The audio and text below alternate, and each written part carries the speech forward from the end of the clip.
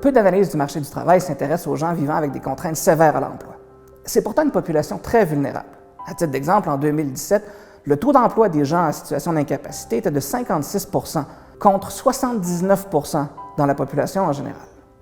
Les gouvernements du Québec et du Canada ont d'ailleurs mis en place de nombreuses mesures visant l'intégration des prestataires d'aide sociale en situation d'incapacité sur le marché du travail. Mais une question se pose. Ces mesures sont-elles réellement efficaces? Poussent-elles les prestataires d'aide sociale à quitter ce programme et à intégrer le marché du travail? Marie-Pierre vous propose une réponse basée sur une méthode d'analyse de données à la fine pointe des connaissances. C'est évident que tous les prestataires ne tireront pas les mêmes bénéfices de la participation à un programme. Donc, pour cette raison et pour répondre à la question de recherche, c'est important d'être capable d'identifier des effets de traitement conditionnellement aux caractéristiques de chaque personne. Pour ce faire, j'ai utilisé une méthode d'intelligence artificielle novatrice et développée par des économistes de premier plan.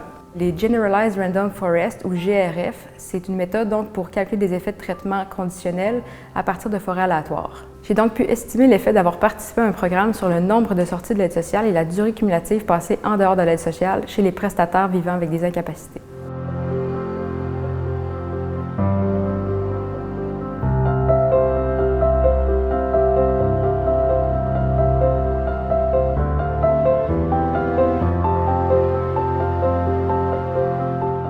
L'application d'une telle méthode est rendue possible puisque nous avons eu accès à une riche base de données du ministère du Travail, de l'Emploi et de la Solidarité sociale qui contenait des dizaines de variables descriptives en plus de toutes les observations mensuelles de tous les prestataires d'aide et de solidarité sociale au Québec entre 1999 et 2018.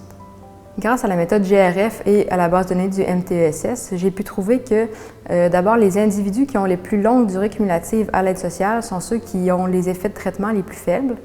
De leur côté, les individus les plus jeunes et les plus scolarisés sont ceux qui bénéficient le plus de la participation au programme.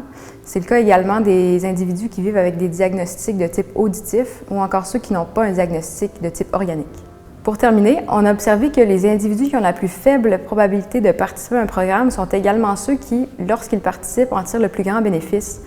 Cette situation contre-intuitive s'explique par contre par une anticipation que font les individus du rendement qu'ils vont obtenir après avoir participé à un programme.